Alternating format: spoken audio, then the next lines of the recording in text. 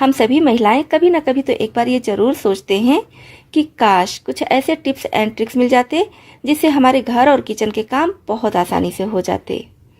नमस्ते दोस्तों, मैं हूँ छाया और आपके अपने चैनल छाया रसोई में एक बार फिर से आपका बहुत बहुत स्वागत है। दोस्तों, आज मैं फिर से आपके लिए कुछ वायरल टिप्स एंड ट्रिक्स लेकर आई हूँ जिसको काफ़ी लोगों ने अपनाया है, जिसकी वजह से लोग अपना समय और पैसा बचाए हैं और अपने काम को काफ़ी आसान किए हैं। तो इन टिप्स को आप भी देखिए, हो सकता है ये टिप्स आपके लिए भी यूजफुल हो। तो दोस्तों, हमेशा की तरह कमेंट बॉक्स में लिखकर ये जरूर बता दीजिएगा कि आप इस चैनल की वीडियोस किस शहर या फिर किस गांव से देख रहे हैं। तो चलिए देख लेते हैं आज की सबसे पहली टिप। तो जब भी आप भिंडी की भुजिया सब्जी बनाइए तो इसमें रिफाइंड ऑयल या फिर किसी और भी तरह का ऑयल का यूज ना कीजिए। इसमें हमेशा डालिए मस्टर्ड ऑयल यानी कि सरसों का तेल।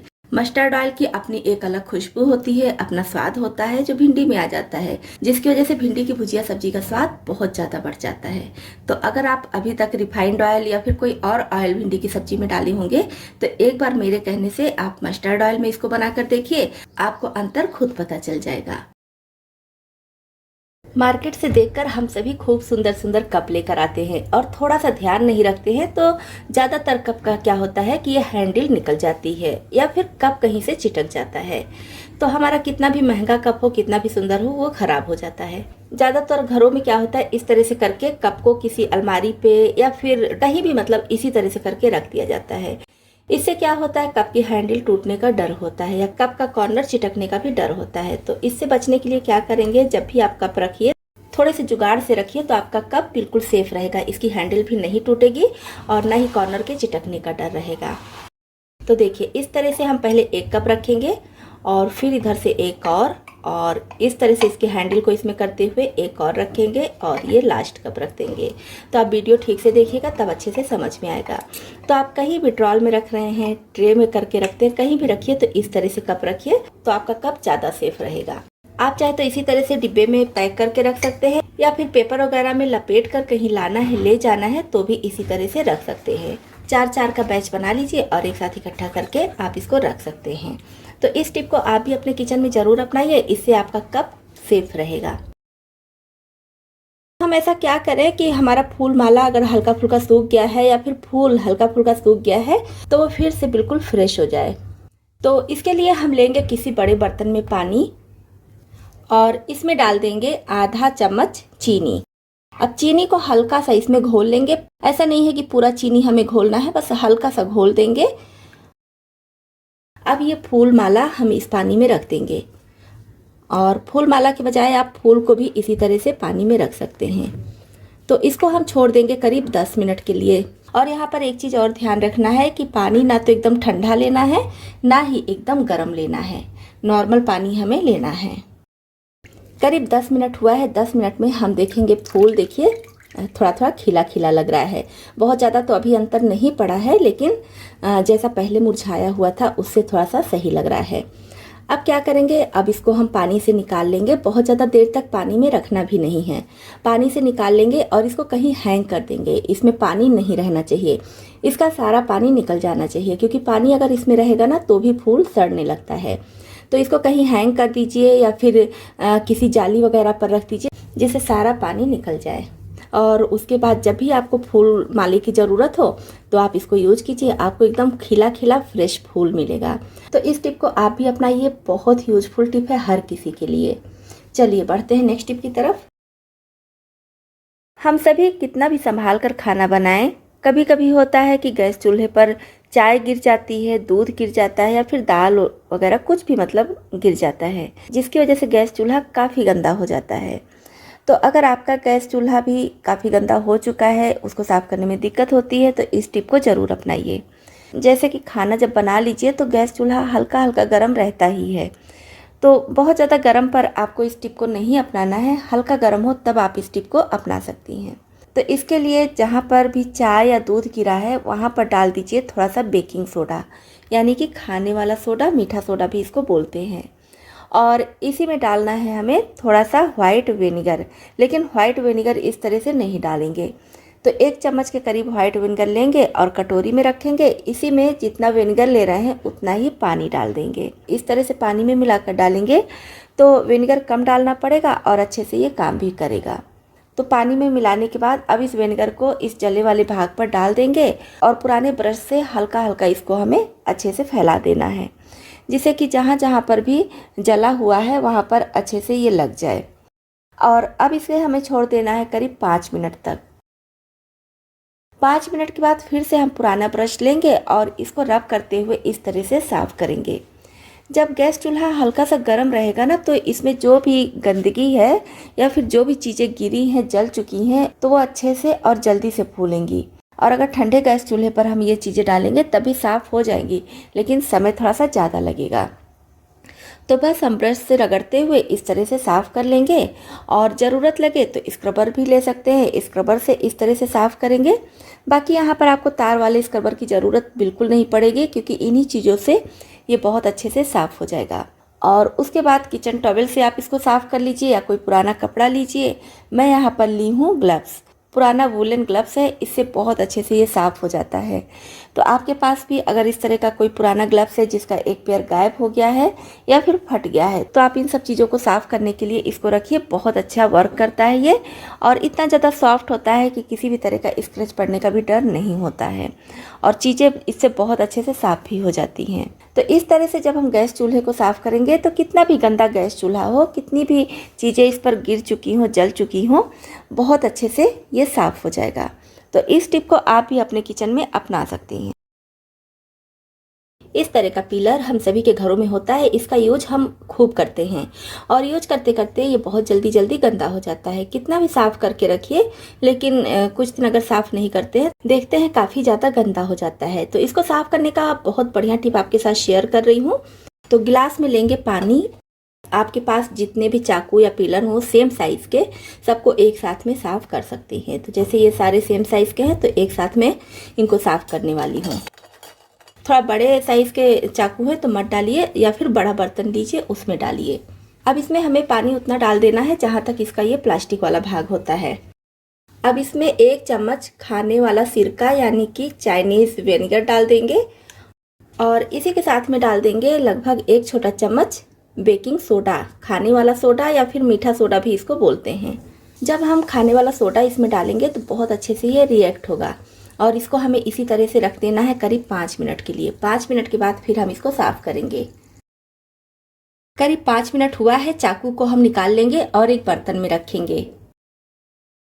अब कोई भी लिक्विड जेल लेंगे थोड़ा सा, या फिर सोप वगैरह भी आप ले सकते हैं, और साथ में ये पुराना ब्रश लेंगे। पुराने ब्रश से अब हमें इसको इस तरह से साफ़ करना है। चाकू, छुरी या फिर पिलर का यूज करते करते यहाँ कॉर्नर में बहुत ज़्यादा गंदगी जमा हो जाती है, तो यहाँ पर हम अच्छे से रब करेंगे। तो इस तरह से हम पुराने ब्रश से इसको रब करते हुए साफ़ कर लेंगे। और अगर बहुत ज़्यादा गंदगी है, ब्रश से अच्छे से नहीं साफ़ हो रहा है, तो फिर आप स्क्रबर ले लीजिए और स्क्रबर से भी इस तरह से साफ़ कर सकती हैं। वैसे आप कुछ दिनों पर अगर साफ़ करेंगे तो आपको स्क्रबर लेने की ज़रूरत नहीं है, ब्रश से ही अच्छे से साफ़ हो जाता है। हाँ, ज़्यादा गंदगी जमा हो गई है तभी आपको स्क्रबर का ज़रूरत पड़ेगा। तो ये देखिए कितने अच्छे से ये साफ़ हो चुका है। अब मैं धुलकर दिखा रही हूँ, और ये जो आपको थोड़ा काला यहाँ पर दिख रहा होगा, ये गर्म करने की वजह से काला है। तो ये देखिए कितने अच्छे से ये साफ़ हो चुका है। पहले कितना गंदा था, अभी देखिए एकदम चमक चुका है। तो इस तरह से रोज़ तो नहीं, लेकिन सप्ताह में 1 बार 2 बार आप अपने घर के चाकू, छुरी या फिर पिलर को ऐसे साफ़ कर लीजिए, तो एकदम साफ़ सुथरा चमकदार रहेगा ये। और ये चीज़ें साफ़ सुथरी रहती हैं तो हमें काम करने में भी अच्छा लगता है। साथ ही साथ कोई आ जाता है, साफ़ सुथरी चीज़ें देखता है तो भी अच्छा लगता है। चलिए बढ़ते हैं नेक्स्ट टिप की तरफ। नेक्स्ट टिप है हमारी स्प्राउट को लेकर। किसी भी तरह का स्प्राउट हो, चाहे चना हो या फिर मूंग हो, जब इस तरह से यह स्प्राउट हो जाता है तो इसको हम फ्रिज में रख देते हैं। 4 से 5 दिनों के लिए रखते हैं, तो देखते हैं फ्रिज में रखने के बाद भी इसमें थोड़ा सा चिपचिपापन आ जाता है, तो ये फिर खाने का मन नहीं करता है। तो इससे बचने के लिए क्या कीजिए, जैसे ही छोटे छोटे स्प्राउट इसमें निकल आए तो इसको आप रख दीजिए फ्रिज में। ज़रूरत के हिसाब से आप निकाल लीजिए जितना आपको खाना है। बाकी फिर से अगर रखना है तो उसमें आप इस तरह से पानी डालकर पूरा अच्छे से हल्के हाथ से धुल लीजिए, और उसके बाद सारा पानी अलग कर दीजिए। इसमें पानी बिल्कुल भी नहीं रहना चाहिए। अब इसको आप किसी कंटेनर में, चाहे तो मतलब जैसे टिफ़िन वगैरह में अगर रखती हैं बंद करके तो उसमें रखिए, या फिर बाउल में भी रख सकते हैं। पर डे आपको यही करना है। आप अपने हिसाब से जितना भी आपको खाना है उतना निकाल लीजिए, बाकी को थोड़ा सा पानी डालकर धुलकर फिर रखिए, तो ये चिपचिपा नहीं होगा। अच्छा, अब बहुत से लोग हैं जो इसको धुलना पसंद नहीं करते हैं, रोज़ रोज़ धुलना झंझट का काम लगता है, तो उसके लिए भी बहुत अच्छी टिप है। उसके लिए आप इसमें थोड़ा सा नींबू का रस निचोड़ दीजिए, यानी कि स्प्राउट के हिसाब से आप इसमें नींबू का रस निचोड़ दीजिए और फिर आप इसको फ्रिज में रखिए। तो अगर आप नहीं भी धुल रही हैं चने को, तो आपका चना 4 से 5 दिन चल जाएगा, बिल्कुल भी चिपचिपा नहीं होगा और इसका स्वाद भी नहीं बिगड़ेगा। तो इस तरह से आप चाहे तो चने को पर डे धुलकर यूज में ला सकते हैं, और नहीं धुलना चाहते हैं तो फिर नींबू निचोड़ कर रख दीजिए, आपको धुलने की ज़रूरत नहीं पड़ेगी। आजकल सभी के बाल समय से पहले ही सफ़ेद होने लगते हैं। जैसे ही बच्चे 5 से 6 साल पूरा करते हैं, देखते हैं कि उनके कुछ कुछ बाल सफ़ेद होने लगते हैं। बच्चों में ये प्रॉब्लम बहुत ज़्यादा आती है। अपने आसपास देखिए, किसी ना किसी बच्चे का बाल सफ़ेद होने लगा होगा। तो अगर एक एज के बाद बाल सफ़ेद हो रहा है तब तो ज़्यादा दिक्कत नहीं होती है। लोग डाई लगा लेते हैं या फिर बहुत सारा मार्केट में आता है, हालांकि वो सब केमिकल ही होता है, फिर भी वो लोग लगा लेते हैं। एज बढ़ने के साथ साथ लगाते हैं तो ज़्यादा दिक्कत नहीं होती है। वैसे लगाना तो किसी को नहीं चाहिए। मार्केट में जो केमिकल मिलता है, डाई मिलता है, वो सभी के लिए बहुत नुकसानदेह है। लेकिन अगर छोटे बच्चे लगा लेंगे तो उनके लिए बहुत ही ज़्यादा खतरनाक साबित हो सकता है। ये स्किन की बहुत सारी प्रॉब्लम हो सकती है। साथ ही साथ अगर 2-4 बाल सफ़ेद हैं तो डाई लगाने की वजह से धीरे धीरे करके उनके पूरे बाल एकदम सफ़ेद हो जाएंगे। फिर कुछ भी कर लें, किसी भी डॉक्टर को दिखा लें, कितनी भी महंगी दवाइयाँ खा लें, लगा लें, कोई भी फायदा नहीं होगा। तो अगर आपके यहाँ भी छोटे बच्चों के बाल सफ़ेद होने लगे हैं, या फिर टीनेजर हैं, या फिर 25 से 30 साल के लोग हैं, उनके बाल सफ़ेद होने लगे हैं, तो ये रेमेडी आपके लिए बहुत ही यूजफुल है, जिसका आप अगर रेगुलर यूज करेंगे तो आपके बाल बिल्कुल भी सफ़ेद नहीं होंगे, और आपके बाल जो सफ़ेद हो गए हैं धीरे धीरे करके उसमें भी काले निकलने लगेंगे, और जो बाल काले हैं वो बिल्कुल भी सफ़ेद नहीं होंगे। साथ ही साथ सर में अगर रूसी है, खुजली होती है, या फिर बाल बहुत ज़्यादा पतले हैं, दो मुँहे हैं, तो वो सारी प्रॉब्लम भी दूर हो जाएगी। इसके लिए सबसे पहले हमें चाहिए एक लोहे की कढ़ाई। यहाँ पर लोहे की कढ़ाई ले लीजिए, या लोहे का कोई भी बर्तन है तो आप उसको ले सकती हैं। तो बस लोहे की कढ़ाई को गैस पर चढ़ाएंगे, फ्लेम ऑन करेंगे और इसमें डाल देंगे 1 कप पानी। पानी में जब उबाल आने लगे तो इसमें 2 पाउच इस तरह का कॉफ़ी डाल देंगे। अब कॉफ़ी डालने के बाद अच्छे से इसे मिक्स कर लेना है। अब लेंगे 1 चम्मच नॉर्मल चाय की पत्ती, यानी कि यहाँ पर मसाला चाय की ज़रूरत नहीं है। नॉर्मल जो चाय की पत्ती आती है वो आप किसी भी ब्रांड का ले लीजिए। अब इसमें हमें ऐड करना है मंगरेल। ये देखिए मंगरेल, यानी कि कलौजी भी इसको बोला जाता है। तो इस तरह से साबुत नहीं ऐड करेंगे, इसको हम पीस कर ऐड करेंगे। यहाँ पर देखिए मैं इस पाउडर बनाकर रखे रहती हूँ, तो आधा चम्मच इसमें ये कलौजी ऐड कर देंगे। आप बाल के हिसाब से सभी चीज़ों की मात्रा कम ज़्यादा कर सकते हैं। इसको भी अच्छे से मिक्स कर देंगे। अब इसको 5 मिनट तक अच्छे से उबलने देंगे, जिससे सारी चीज़ों का कलर, सारी चीज़ों के प्रॉपर्टीज़ पानी में अच्छे से आ जाए। तो बस जब इसको उबलते हुए 5 मिनट हो जाए तो आप चाहें तो फ्लेम ऑफ कर दीजिए और इसके पानी को छान लीजिए। पानी को अलग कर दीजिए और इसमें जो चाय की पत्ती है या फिर मंगरेल का जो छिलका होगा वो सब निकाल कर छान कर अलग कर दीजिए। और चाहे तो रहने दीजिए, जब आप बाल धुलेंगी तो ये बहुत आसानी से निकल जाता है, बिल्कुल भी दिक्कत नहीं होती है। तो मैं इसको छान नहीं रही हूँ, इसी में रहने दे रही हूँ। लेकिन अगर आप चाहते हैं कि एकदम स्मूथ पेस्ट तैयार हो तो आप इसको निकाल दीजिएगा।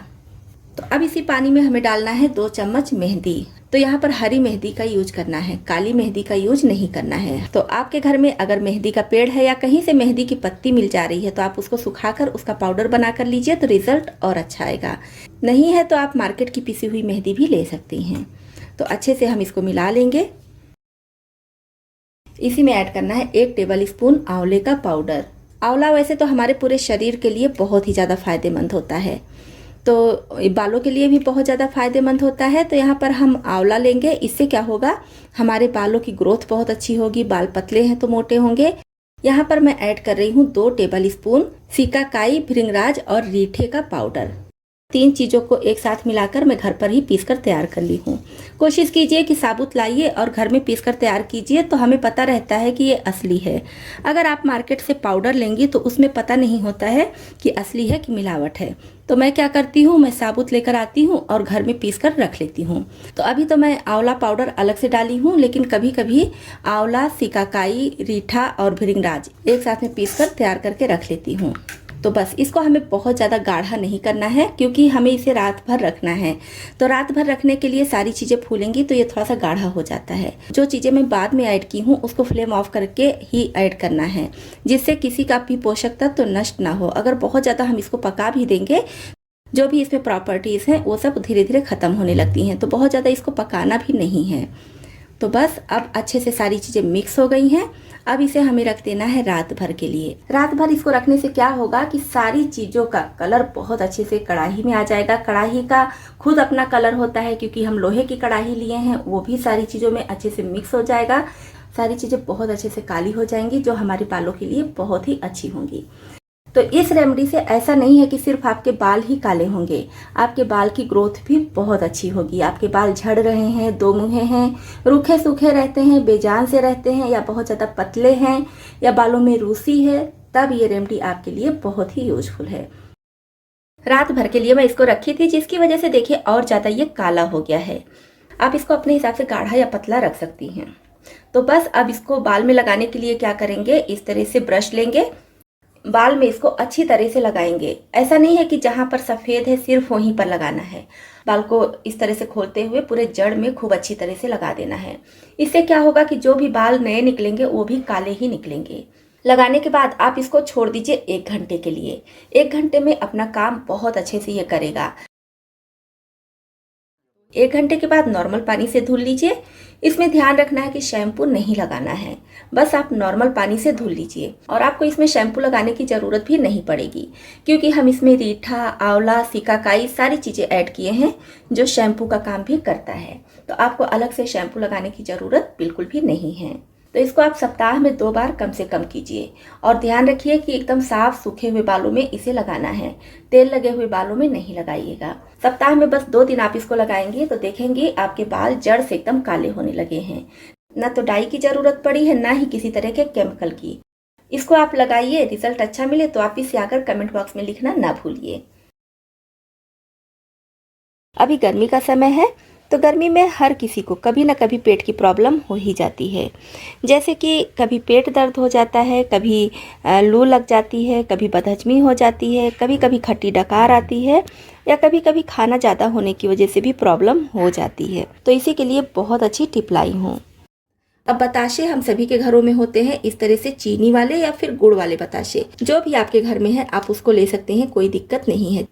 इसको आप 2 तरीके से खा सकते हैं। एक तो पुदीन हरा जो मार्केट में आता है, बूंद बूंद वाला, मतलब लिक्विड वाला, उसको 2 बूंद आप इन बतासों पे डालिए और इसको खा लीजिए, तो आपको आराम मिल जाएगा। और मार्केट में पुदीन हरा का टेबलेट भी आता है, तो आप चाहे तो उसको भी दे सकते हैं। लेकिन छोटे बच्चे ये सब खाने में बहुत दिक्कत करते हैं। खाने के बाद भी जो डकार आता है पुदीन हरा का, उससे भी बच्चे परेशान हो जाते हैं। तो बच्चे अगर हैं, बड़े तो खा लेंगे, लेकिन बच्चे अगर हैं तो बच्चों को इस तरह से आप बताशे खिलाइए। 2 से 3 बार आप उनको खिलाएंगे, देखेंगे काफ़ी आराम मिल जाएगा। हाँ, अगर प्रॉब्लम बहुत ज़्यादा बढ़ जा रही है तो फिर आपको डॉक्टर के यहाँ जाना पड़ेगा, डॉक्टर को दिखाना पड़ेगा। जैसे कि मैं यहाँ पर 5 पीस बतासा ले ली हूँ। अब हमें चाहिए पानी। 1 छोटा कटोरी पानी ले लीजिए और हम इसमें डाल देंगे बताशे को, और फिर एक एक बताशा जल्दी जल्दी बच्चे के या फिर बड़े के, जिसको भी प्रॉब्लम है, उसको इस तरह से खिलाते रहिए। और ये मतलब पिघलना नहीं है, बस इसी तरह से एक साथ पानी में सारा डालिए और एक एक निकाल कर इस तरह से खिला दीजिए। जब आप इसको थोड़ी देर के लिए छोड़ देंगे तब ये पिघलेगा, तुरंत नहीं पिघलता है। और लास्ट में ये जो पानी बचा है, इस पानी को पी लें। आप 2 से 3 बार इस प्रोसेस को करेंगे, आप देखेंगे कि काफ़ी ज़्यादा आराम मिल गया है। तो दोस्तों, आपको इसमें से कौन सी टिप ज़्यादा पसंद आई और कौन सी पहले से पता थी, कमेंट बॉक्स में लिखकर ज़रूर बताइएगा। इसी तरह से और भी ज़्यादा यूजफुल टिप्स एंड ट्रिक्स देखने के लिए, और अगर आप चैनल पर नए आए हैं तो हमारी YouTube फैमिली में शामिल होने के लिए इस चैनल को सब्सक्राइब भी कर लीजिएगा।